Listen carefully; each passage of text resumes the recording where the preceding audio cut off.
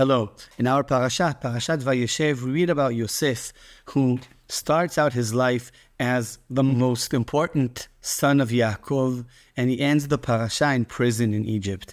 He begins his way with these nice clothing, but then he's thrown into the pit, kidnapped by his brothers, sold to the Egyptians, a slave in Egypt, and then a prisoner in Egypt. I think, looking from the side, we would have said, Hashem abandoned Yosef. He's not with him anymore. But Yosef feels the exact opposite. The Torah describes every step of Yosef that Hashem is with him.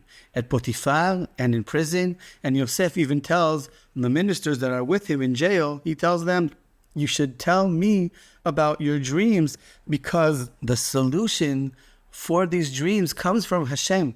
Meaning Yosef feels so close to Hashem at a time that others would have said, this is a time where Hashem has abandoned you, he's hiding his face from you, and you, Yosef, feel so close. Yosef has this faith that what he's going through is leading somewhere. He doesn't know at this time where this is leading to, what is the purpose, but he knows there is a purpose. He will start finding out the purpose in 2 weeks from now, when he will say, "Lemichya shlachani Elokim," that Hashem sent me here to give you a living.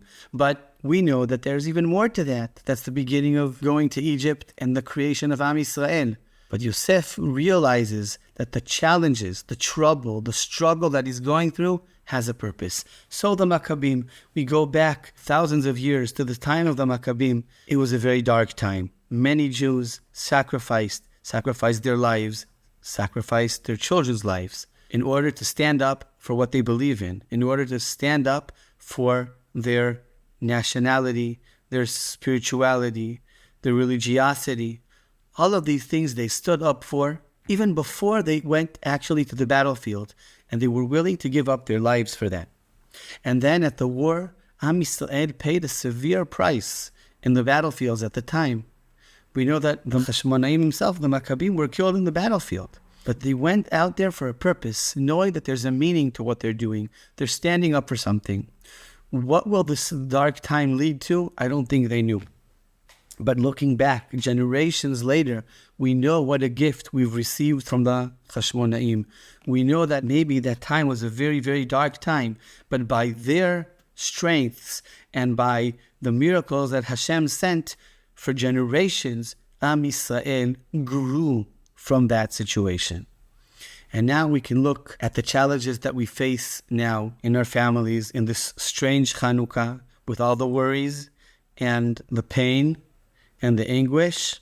We can learn from the Hashmonaim, learn from Yosef, to keep our faith strong, to understand that what we're going through has a purpose.